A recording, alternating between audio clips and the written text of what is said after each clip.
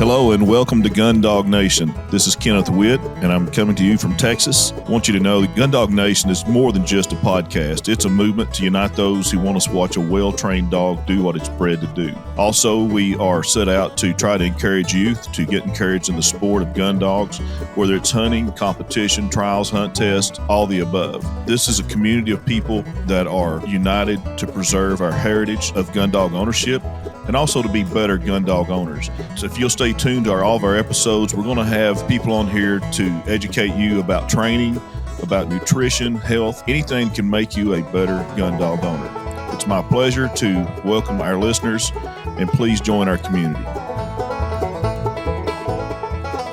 All right, this is Kenneth Witt back with Gundog Nation. I'm coming to you today out of Fort McCavitt, Texas at my ranch, and I've probably had my most famous and my most probably most excited about any guest I've ever had on here. I'm going to get into that. You know, I have a music background, and I'm a huge music fan. I'm a big hunting fan and a big dog fan. And I think I've found a much younger dude who has all those traits with a whole lot more talent. So it's my pleasure to represent country music recording artist, Mr. Mo Pitney. Mo, hey, welcome. Man. Welcome. Oh, I'm so glad to be here. Thank you so much for having me on the show. So, Mo, there's a lot of topics that we can get into. I'm going to try my best to not, get into all of them, because it would take us, as I told you just a few minutes ago, to take us a series. We'll probably talk about all that you and I could talk about.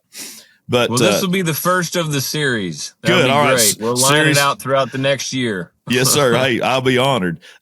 We'll do series number 1. We'll talk about some different things though, but let's just peel it back and get in. I see you got a hat on, the good looking Brittany on there. I looked at your new Instagram page that we're going to talk deeply about wood, feathers, and fur. And I saw some good looking Brittany's on that page. Tell me how you got started hunting. What got you into it? Well, brother, for me, hunting, I became interested in hunting, I tell people, when I uncovered at about 11 or 12 years old, along with uncovering my dad's banjo, which was a really exciting time in my life, I uncovered a picture of my dad with 2 roosters on the back of an old blue Ford pickup, my dad's orange trucker hat, and a Brittany Spaniel. Just long-legged, beautiful Brittany Spaniel named Duchess on the tailgate. And I asked my dad about it, and my dad just came to life telling me stories about him starting bird hunting around 14 with a guy named Red Dobson in Wisconsin and Northern Illinois and all of that. And when he started telling me those stories, I was in a dream world, and I started to ask him to take me bird hunting.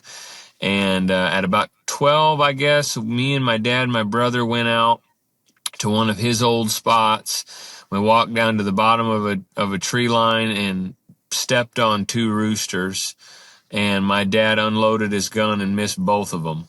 And I have a memory of him saying in that moment, "Man, you can't bird hunt without a dog. I wasn't ready for them birds."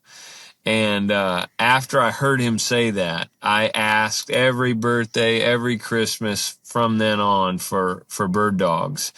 And finally, when I was 15 years old on Christmas Eve at my grandparents' house, my mom and dad walked in the door to give me and my brother 2 Brittany's.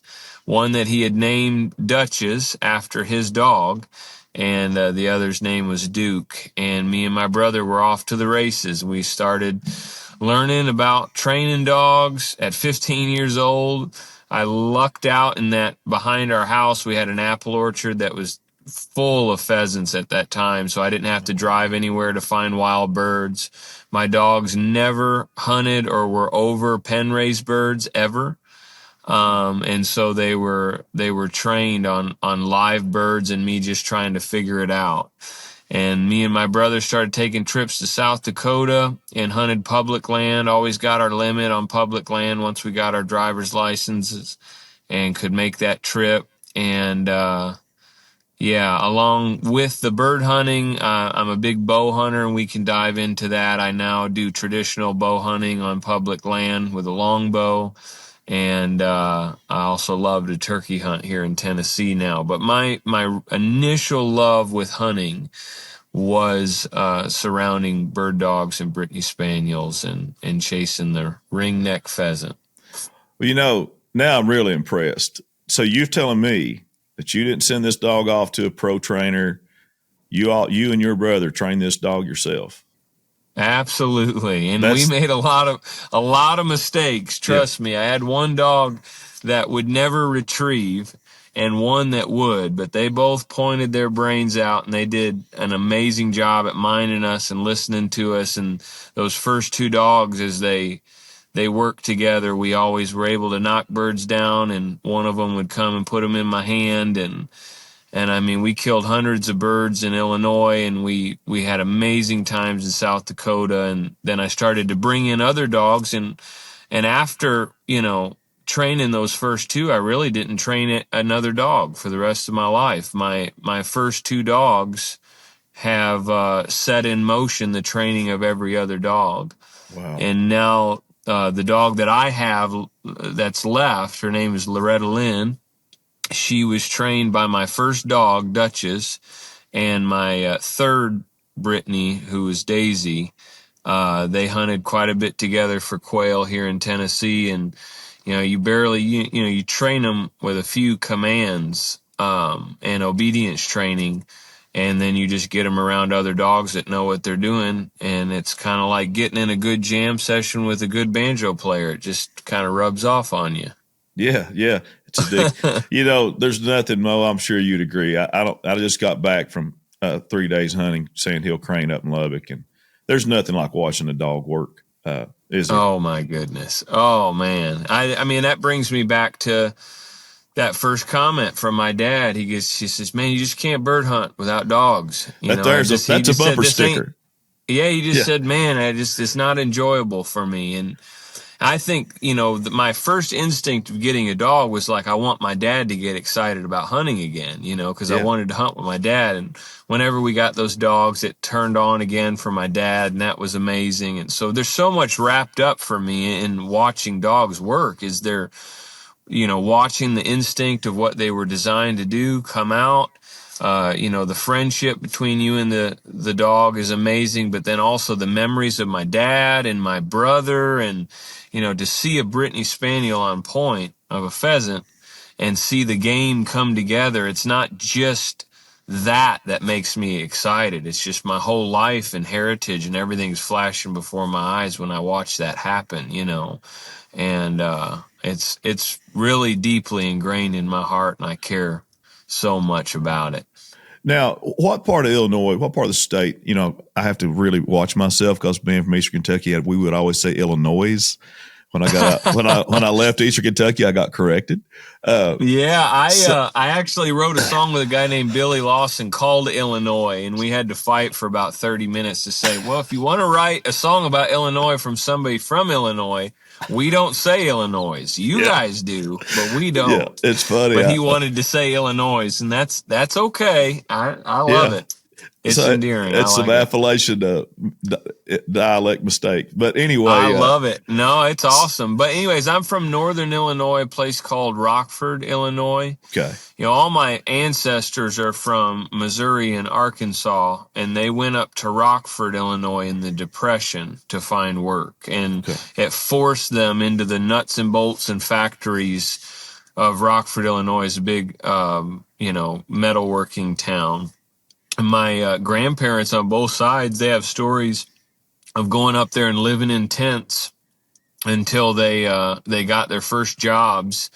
And a lot of them were preachers that worked throughout the week at these factories. And so we're Southern blood, but went up there to find work and brought the music with us, brought the hunting with us, and all of that, which is really cool. Well, you when you said that right then about wild birds, are there still quite a bit of wild pheasant in northern Illinois?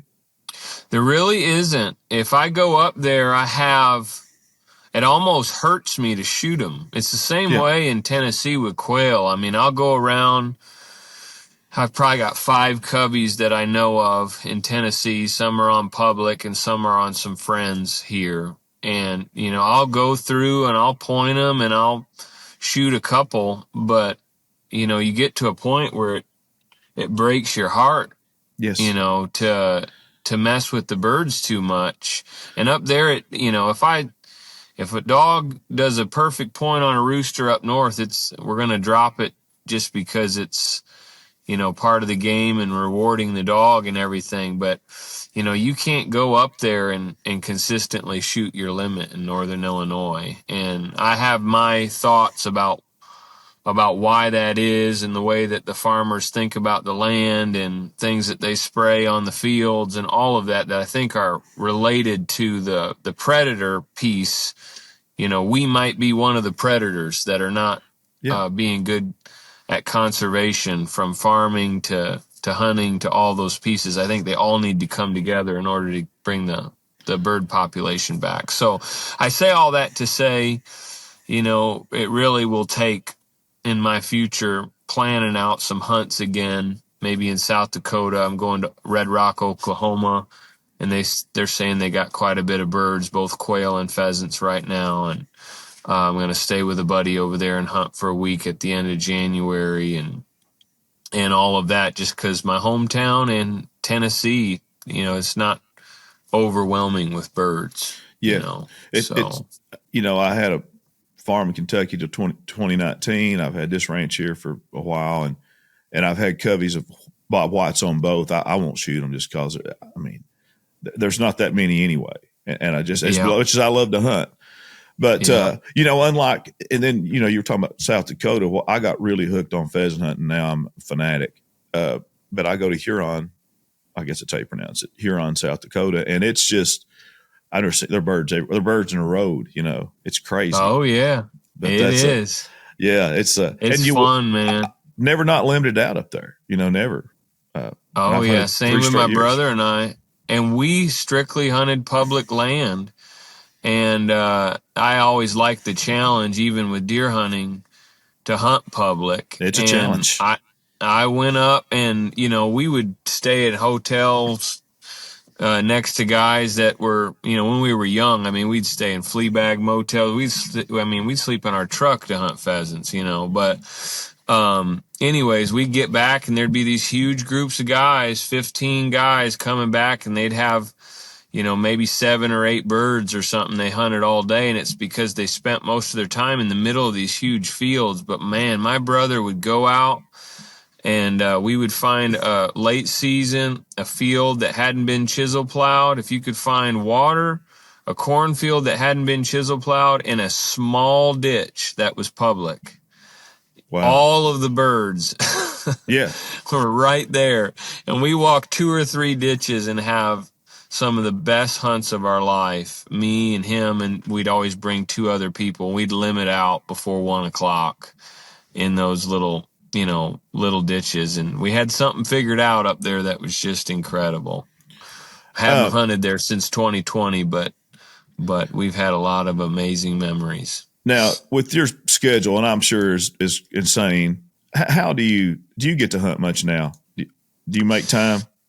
Yeah, so when 2020 happened, I didn't go back to South Dakota. And, I started having kids, I had 3 little ones, and just felt like I needed to tighten up, do a little hunting around Tennessee. I always deer hunt the first part of November here. And then in January, I chase quail around a little bit. But I pretty well let go of pheasant hunting for the last couple years. But now my daughter Eveline, she's getting ready to turn 8 years old, and she's just ate up with any type of hunting I'll take her to do. Wow. So she's gotten 2 turkeys and she's gotten 2 deer, and every time I quail hunt, she wants to go. And so the starting of this new endeavor, Wood, Feathers, and Fur, has got all my green lights back on of building into my schedule some more hunting and some hunting trips that I want to do with my family. and think about ways to make it more enjoyable than, staying in the flea bag motel that I stayed with my brother to hunt pheasants. Now that I bring my family, I'm going to have to, rent a cabin and turn it into something special for all of them, and take the girls out hunting part of the week, and put my little boy who's a year old on my back and a backpack carrier, and my wife and I are thinking of a lot of different ways to do it. My wife wants to get more involved in hunting birds, which will be fun. She's a turkey hunter right now, and so the last 4 years or so has been thin with the amount of hunting that I've done as far as really taking it serious. But I see the next 4 years as being kind of a revival of that love of hunting, because my family, ironically, just like me as a little kid, uncovering that picture is pushing me to fall in love with it again, which is not most guys' story. Most guys' wives say, you better knock off that hunting stuff. And my wife's actually genuinely inspired to push into it. So sounds definitely I'm like a thankful keeper. for that. Yeah, you have no clue. Yeah. I wake up every morning painfully aware of how unworthy I am for the life I've been given. That's okay. I'm really thankful. One of the things the podcast is, one of our goals, and we say it in a lot of our stuff, but it's to encourage youth, because, gun dog hunting is a heritage. It's been passed down actually for more than a century. And if we don't get our young people involved in it and loving it, it's going to die. And, we won't get deep into this, but I've just come back from London, England at a huge retriever championship.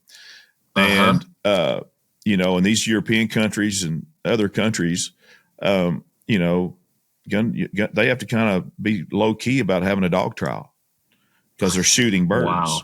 And, it's just, if we don't be aware of the politics that could affect our lifestyle, we could lose it. And it can happen. Man, I'll bring a little faith aspect into what you just said.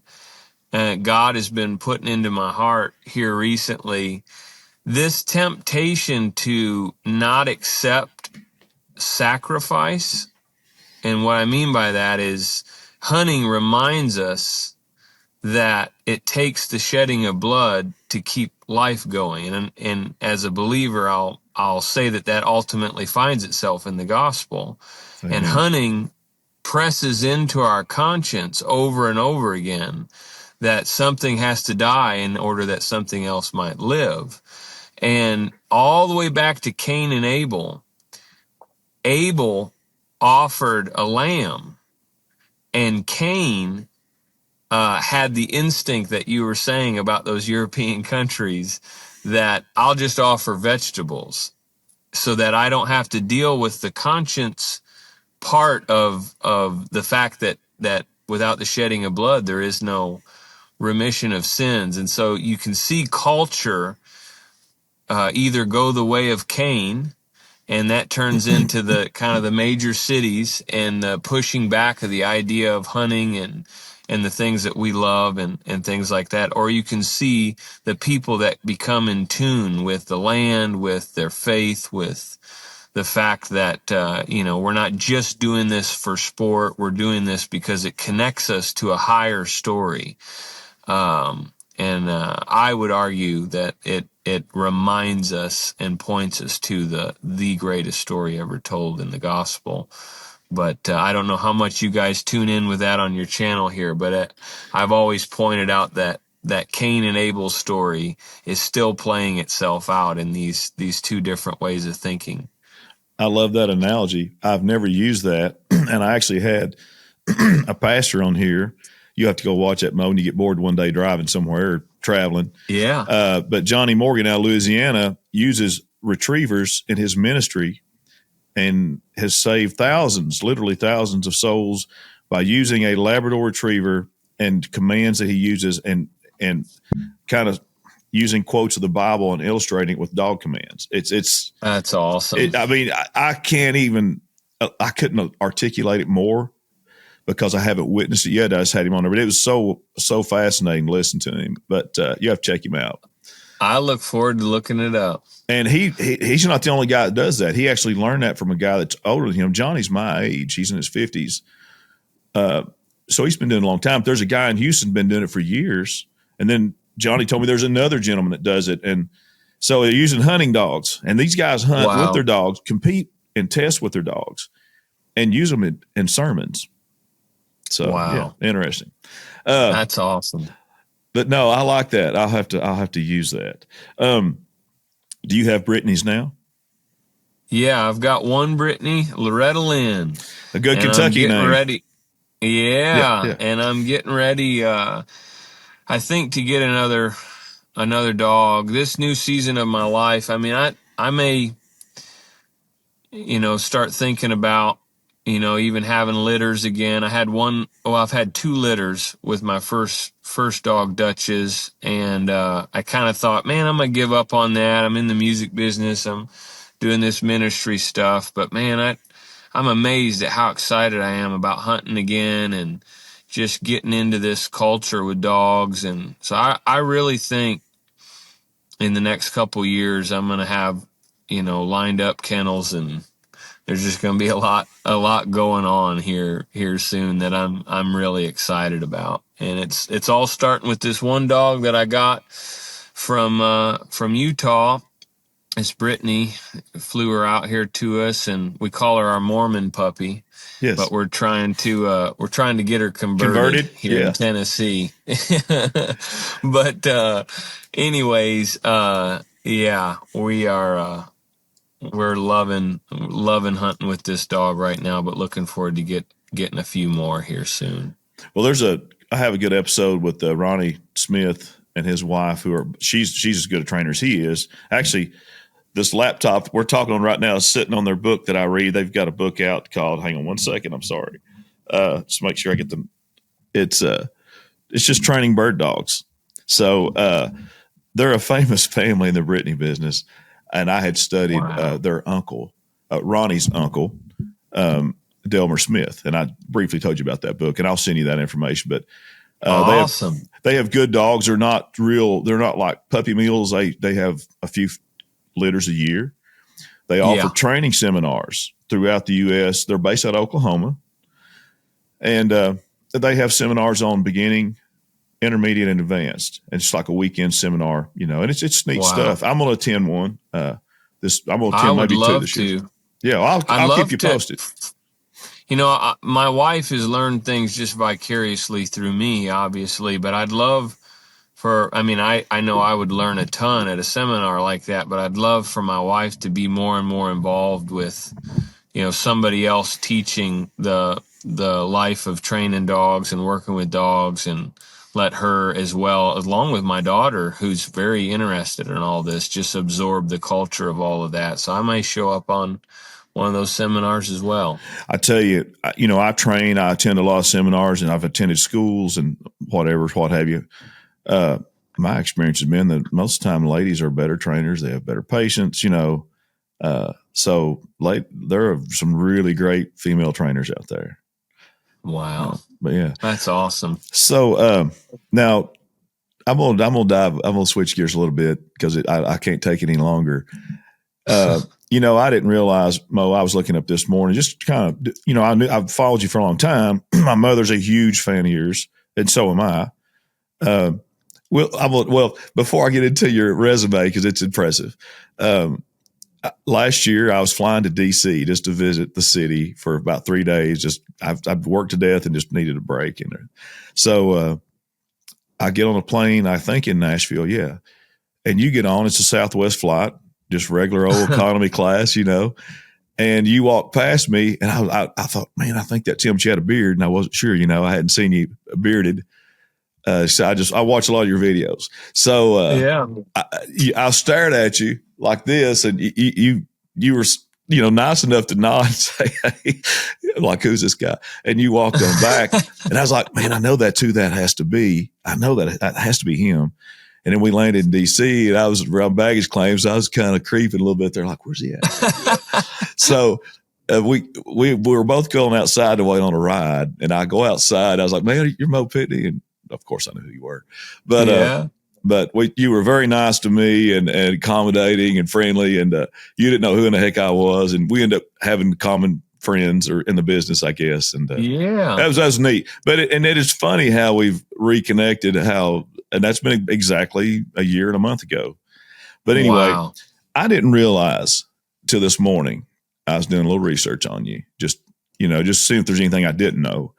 I didn't realize how young you were when you signed a record deal with Curb Records. Yeah, I guess I was.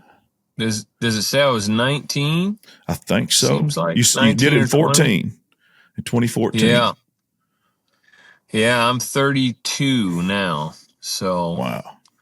Yeah, I've been at the Curb Record team for quite a while, and there's been some good things that have happened. There's been some ups and downs. There's been a lot of trying to figure out, how a traditional sound like I'm gravitated to will fit in the system of Nashville and all of that. There's been a lot of working through a lot of things musically there that have been interesting, but ultimately grateful that I've had the opportunity to make a few records, and just made a bluegrass album on Curb that I'm really excited about with my best friend John Meyer. It's under a new branch of what I'm doing musically. It's called Pitney Meyer, and so that's really cool to highlight. And then I'm hoping to go back in, Lord willing. I'm pushing hard at Curb to get things rolling while people still think that country music is cool. Seems like there's a country music buzz going on. Yes. I'd really just like to make a straight ahead country album here soon. I got some songs I'm excited about, and Lord willing, we can get the gears turning on that before the whole world is off to a new fad. I told you this earlier, but I'm going to tell this to the listeners so it's public. I was when Mo and I connected and he committed to being on here, and it tickled me to death. I've told my whole family. I've got 30 people now following you on different venues.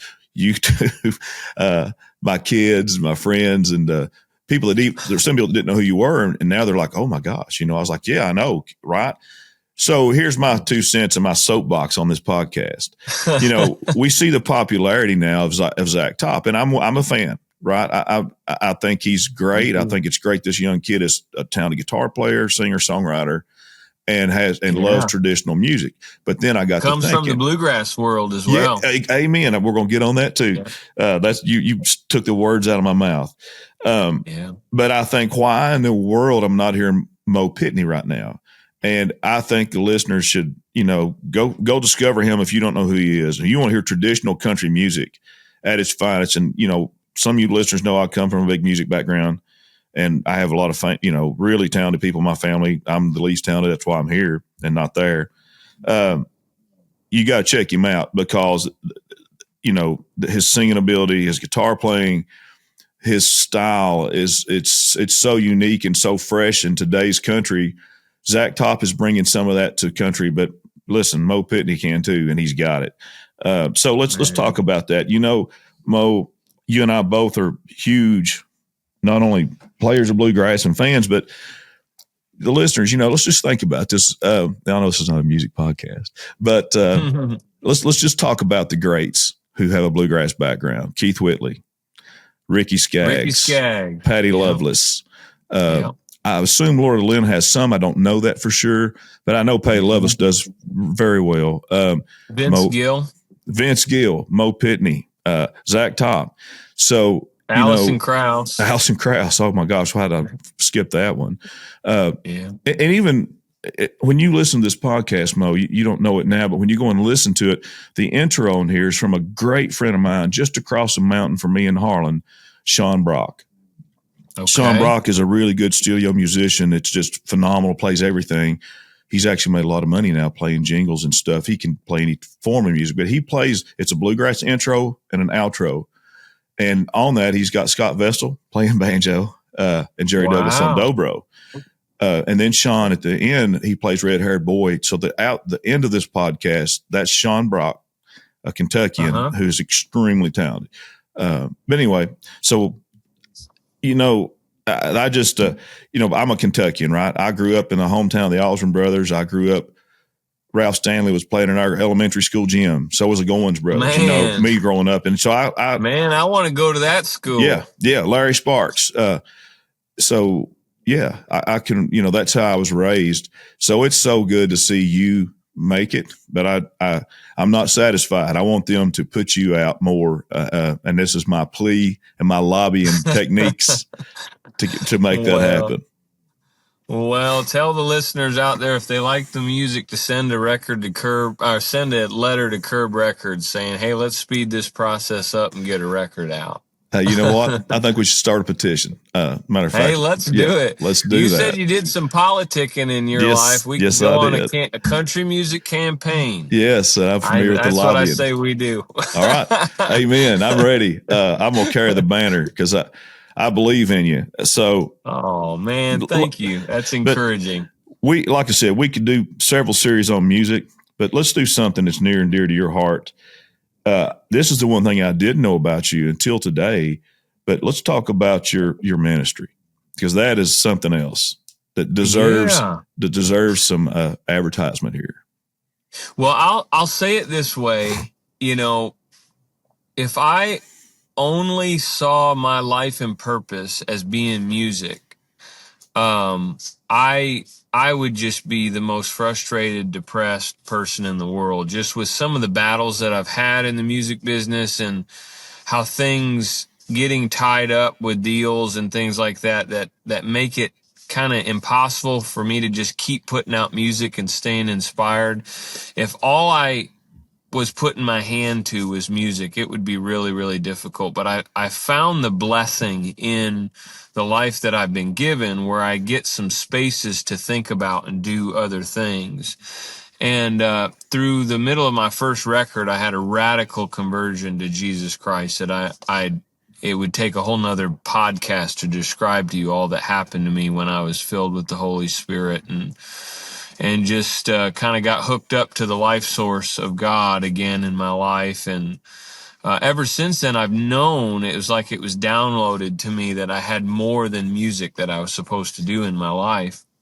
I went on a missions trip. I always tried to go on missions trip, but early on in my music career, I was so busy I wasn't able to do it. But in 2022, November of 2022, I went on a missions trip to Sinaloa, Mexico, and brought my guitar into the prison systems that were run by the cartel down there and shared the gospel and ministered to people and helped start. I didn't do much work while we were there, but we were with a group that was building a home for both men and women, where the men and women would be separate. The men that were coming out of the prison system that were being discipled were finding a new start in that home. And then there were also women in a different area who had all been trafficked, or they'd just been in bad, sticky situations with the cartel and different things like that were being set free by the gospel. And my wife ministered in the women's part of that home while we were there. And when we came back, man, I just had this really radical encounter with God. You'll like this. I was driving home on the Bluegrass Parkway from a show I was playing in Kentucky. And on the Bluegrass Parkway, I heard the voice of God, not audibly, not the angel didn't show up, but he might as well have, because the Holy Spirit impressed upon me that a survivor of human trafficking that we know from Ashland City, her name's Lori, was going to meet a man that I know from Kansas City who has a 35-bed facility for human traffic victims. And that we, my wife and I, and Lori and Rodney, would be kind of a core team to plant an effort in Nashville to house and help restore women that have been trafficked in the Nashville area and in other areas. We've been ministering to women, helping them get connected to other ministries where they can find detox, and then we get them to a long-term care facility.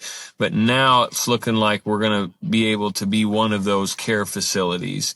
We'll have a kind of a short-term care through the house that we are working to put together right now, and then our long-term vision will be that we become one of like the 2 to 3 year long-term restorative care programs in Nashville. And I'm now getting to a point, the last year, while I had all this time to get this started, this is why I started with like the frustration of not being on the road as much as I would like in music, that the off time allowed me to do all my own 501c3 paperwork and start this whole ministry and get it started and lifted off the ground, which was amazing.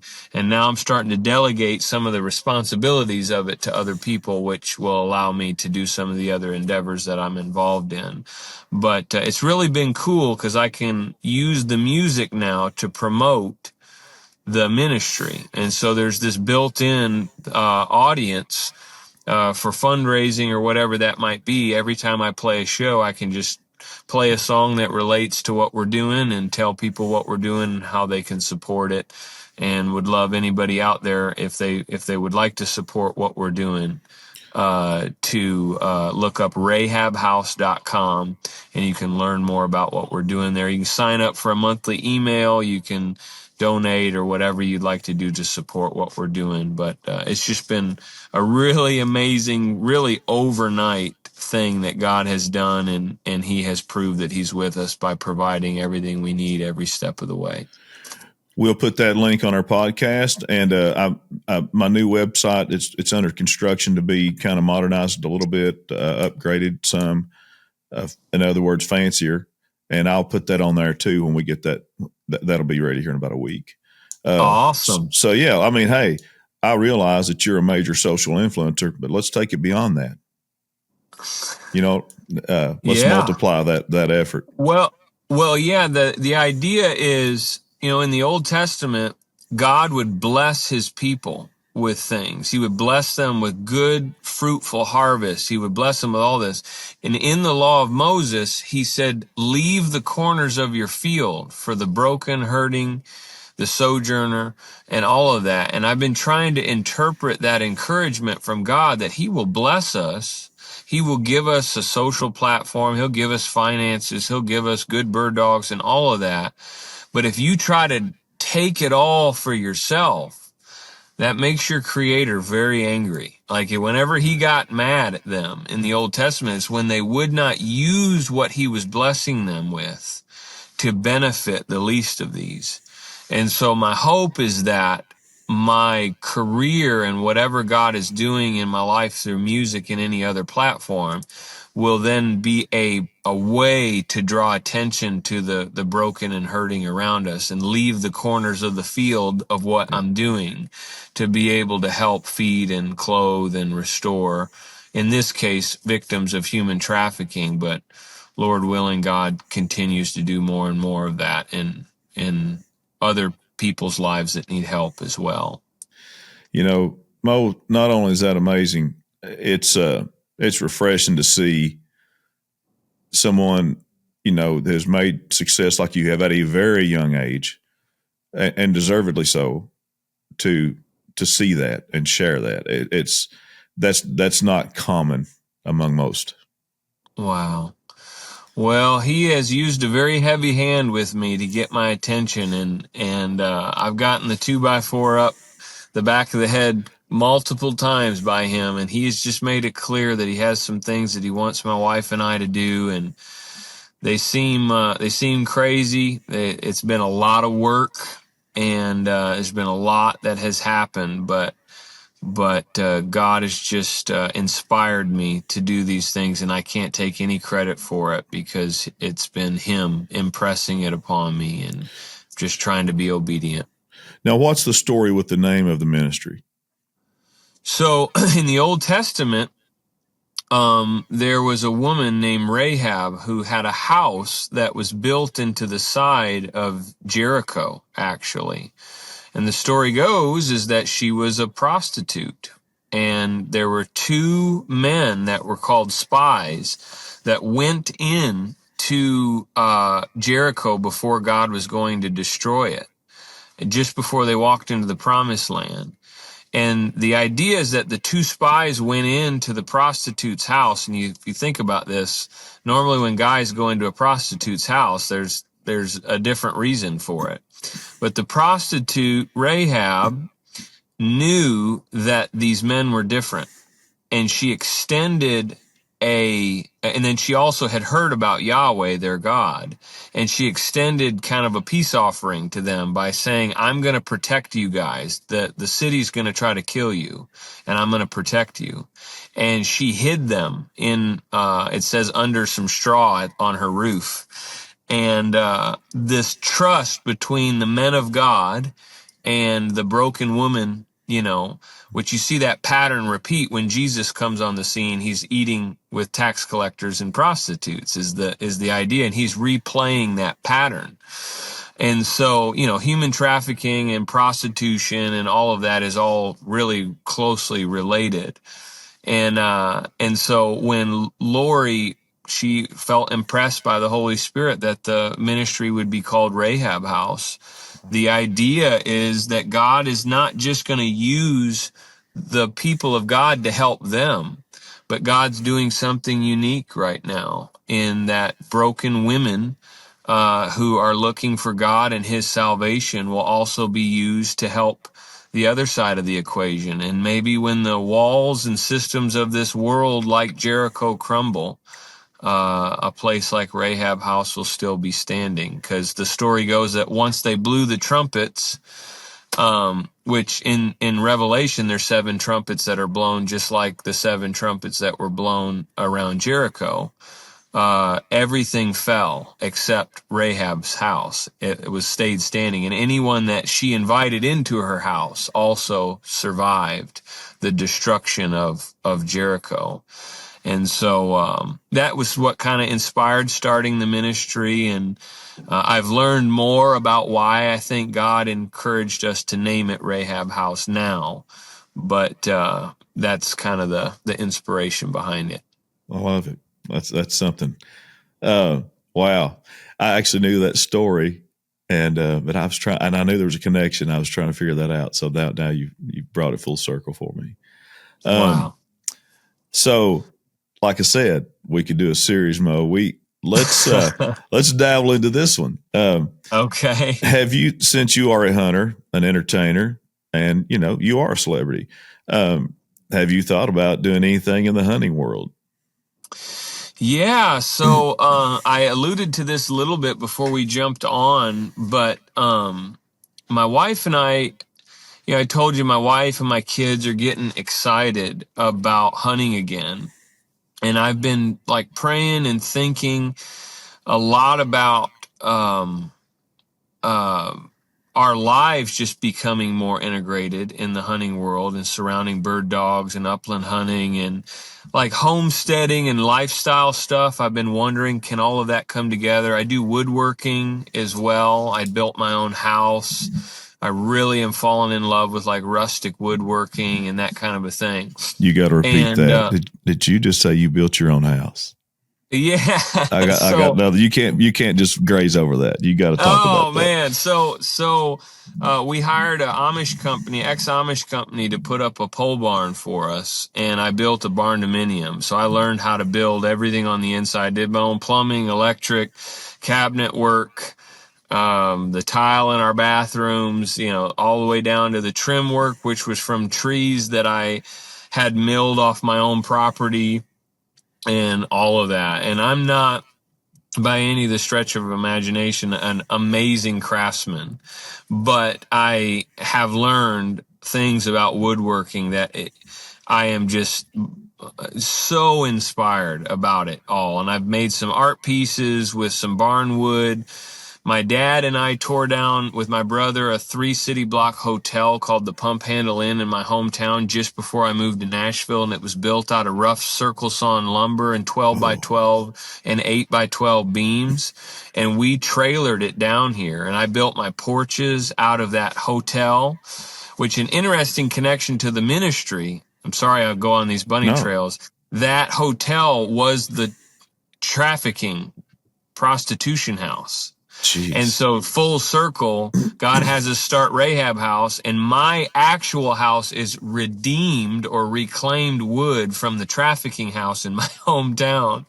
And these stories keep all interweaving.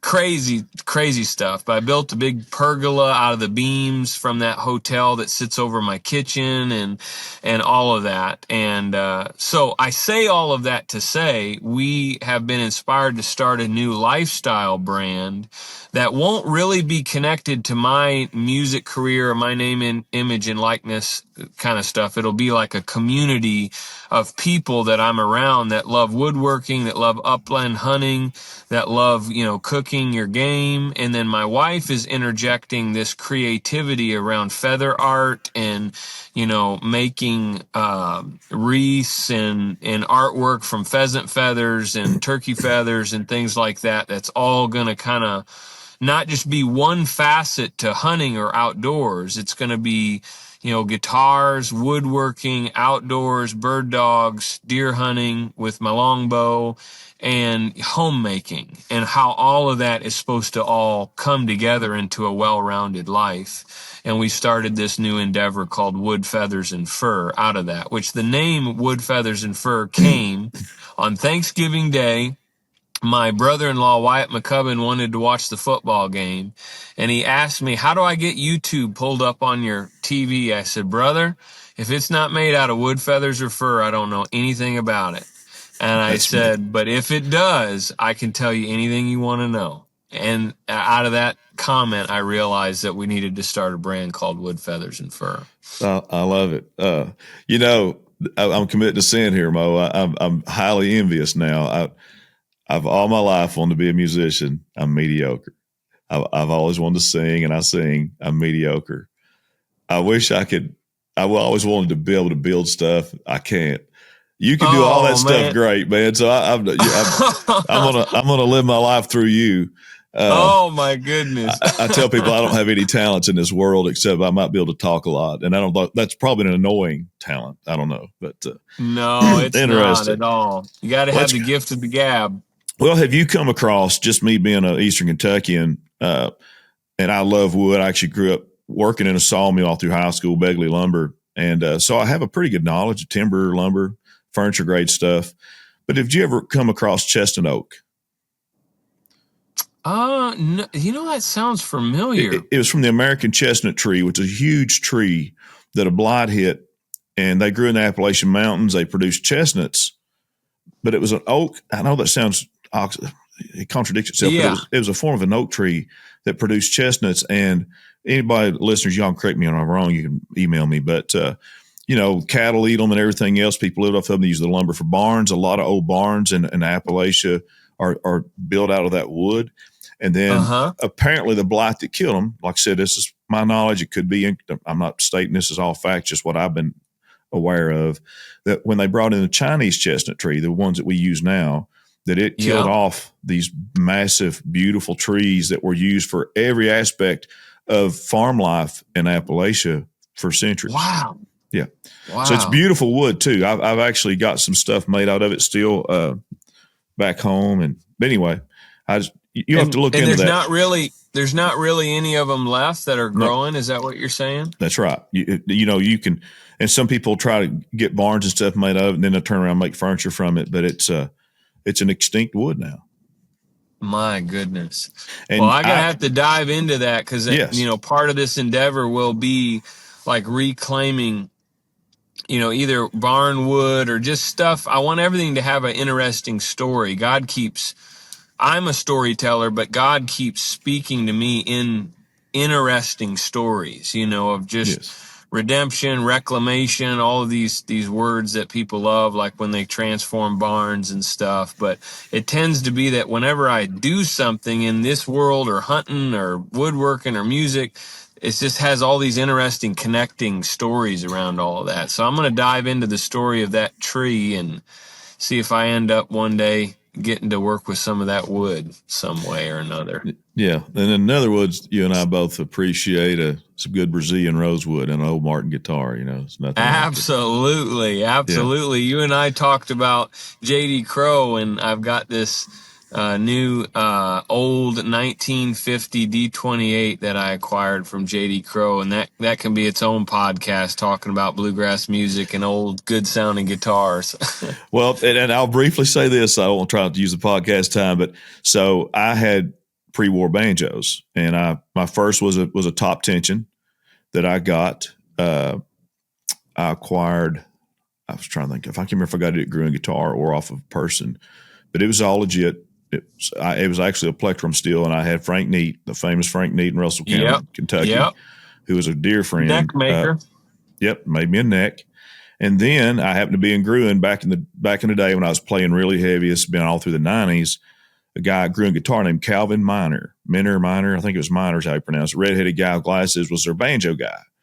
So Calvin actually, he knew that I was hardcore obsessed in buying this stuff. And I just so happened to walk in there that day, and he's like, Ken, you got to come back here. We just took in from Palisades, California, or Palo Alto, California, a Gibson Granada, a PB plectrum banjo Granada, 1934.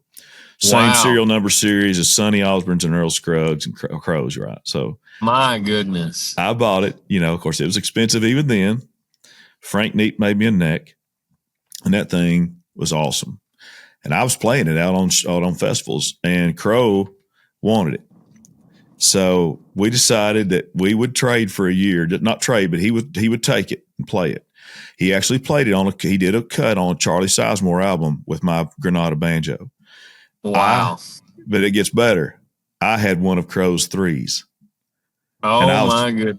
And I was playing shows with Jade, and I wasn't worthy to even carry the case. But I was playing, goodness. Yeah, with a bluegrass band called North Fork, which is Donnie and Brad Stevens and Johnny Browning. Anyway, man, that stuff, you can't make that stuff up. So believe it or not, because I'm a businessman, I didn't trade with JD because my banjo, even with the JD Crow factor, monetarily, I know that sounds bad, but it just, my Granada was just worth so much more. And I ended up, anyway, long story short, I ended up selling both banjos because I got afraid someone was going to steal them. Oh, yeah. So I sold them both to a friend of Tim Shearhorn's up in Michigan. Shearhorn Dobros. Tim had a friend. I don't know who that guy is. I have to think his name, but he bought both of my banjos and owns them. And then I got a Steve Huber, and I still have it. Wow. So that's amazing. Well, we need to sit around and pick. Yeah. And I don't know how much of the Pitney Meyer stuff you've seen, but we made an album in Johnny Cash's living room in Bon Aqua, Tennessee, and we got a really cool album getting ready to drop in the spring called Cherokee Pioneer, and that JD Crow guitar is all over it, and we're really excited about it. Now, was it in his living room, the cabin, on his farm?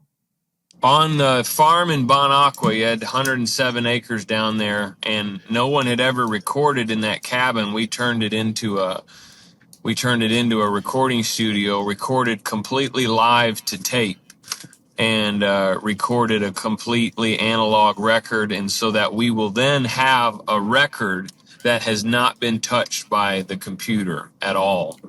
Can't wait. A vinyl record. So we're really, really excited about it, and look forward for people to tune in on the Pitney Meyer thing. My goodness, I'm realizing I got Rahab House, Pitney Meyer, Wood, Feathers, and Fur, and Mo Pitney stuff. And so if people want to follow along, they got to jump on a lot of little different avenues to see all of it. Well, yeah, and we'll try to make sure after we get this edited and published, we'll try to get links to everything from you.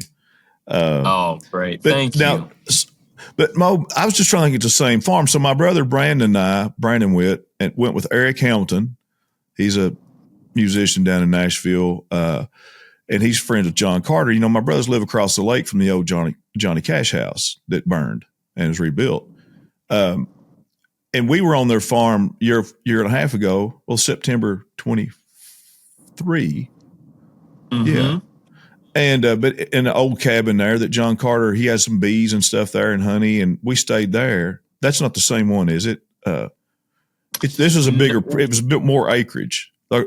Yeah, I think that's the one in Hendersonville. And I could be wrong. No, this one's west of Nashville on 40, about an hour and a half. Yeah, then that would be the one that we're in Bon Aqua, Dixon area. Okay, I'm pretty sure it had a tower blind on it. Yeah, I'm not sure. I don't know. I don't think I've ever seen the tower blind, but maybe that's different now. I don't know. I'll have to find out from Brandon if that's the same. I'm sure they might own more than one, but this one, there's a metal building out from the cabin, but the cabin's an old original, hand hewed. Yeah, that's it. Log built cabin. And in between the barn and the cabin, there's like a stage and everything. Do you remember that? There was like a fire pit out there. I don't know if I can remember the stage. Yeah. Yeah, there's like half, and the stage part might have been built afterwards, so I'm not sure. But yeah, there was a metal barn out there, like to the right of the cabin. Yeah. And then me and my brother slept upstairs in that barn. Yeah, then that's the same place, and there's 107 acres there, but there's a couple other plots of land in that area that the guy who owns it now owns, and so I'm sure you're talking about the same. Okay, you're talking about the same thing. Okay, that's so wild. Yeah, but anyway, Eric's one took us out there. John Carter wasn't there. I've never met him, but he knows my brothers, and Eric used to be somehow married into the Johnny Cash's family. I would have to get Eric to tell you that, but anyway, small world. Yeah. Well, hey, a couple things. First of all, we got to get you back on when you have time, and break down. We have a lot to talk about. We got to break down some of this stuff into some tidbits of really good information. But another thing too, I really. Like I said, I'm kind of starstruck. I've been a fan, a follower, and had no idea you hunted with dogs. But I guess you actually followed me, or the Gundog Nation thing. I was following you already, but you had followed me, and I thought, I actually told my son, I said, man, remember Mo Pitney guy I had a picture with and stuff, and I was like, he followed our thing. I'm gonna reach out and see if he'd like to come on. And then when I found your other web, the wood, feathers, and fur, and saw those Brittany's, I went, I got to talk to him. I got to see if he'll come on, because surely he hunts. And I knew you're from Illinois, and I knew there's some, and I've had a really good dog trainer from Northern Illinois named Chris Rudd. They call him the Hunt Test Hobo. He's been on here, and he's turned me on to a lot of really good retriever guys up there. Yeah. Now they're all retriever guys, and But see, this podcast, as you can see right behind me, I've got retrievers and Brittany's. Those are actually Brittany's. I know it looks like something else, but that's what those are in my logo. Man, I love it. It was meant to be. We were meant to talk. I agree. So, well, man, it's been an absolute pleasure, a privilege to have you on here. I want to tell our listeners, listen. You want to hear traditional country. You want to hear real talent. You look up Mo Pitney and let's join the movement and get Curb Records to get this guy back on the air, because it's a waste of talent, and it infuriates me that I can't hear new stuff from him on the radio right now. But I can't wait to hear your bluegrass. I'm pumped. But I do know the guy that you're partners with. Yes. Oh, you're welcome. You're welcome. All right. Well, let's do some hunting and let's talk about bird dogs while we're waiting for all the country music stuff to happen. Let's tune into that. We definitely need to do that's the blessing hunt. And not that's the blessing of not cracking on the road too much. You get a little bit more time to do a little hunting. That's right. Well, I tell you what, we'll try to coordinate a good pheasant hunt, quail hunt and stuff too. And I'm just now getting really into waterfowl. But my true love is really upland, and but me too, brother. But waterfowl's fun too. I've done some of that this year, and I like it. But Mo, listen, I could rant on forever, and I know you're a busy man. I really appreciate you taking time. I want the listeners to check out his ministry. We will have the links on the podcast, each podcast, and I will have some stuff of his on our webpage. Also, you mentioned something about recipes. My webpage will have game recipes on there. I'm going to have people submit recipes, and we'll have a link on the website, and you can go in there and look up, all kinds of really good recipes from, some big people in the industry. Man, that's awesome. All right. Well, hey, I guess we'll go, and thank you all for listening. Mo, thank you so much. And awesome. Pay attention to the next episode of Gundog Nation. Thank you so much, brother. You're welcome.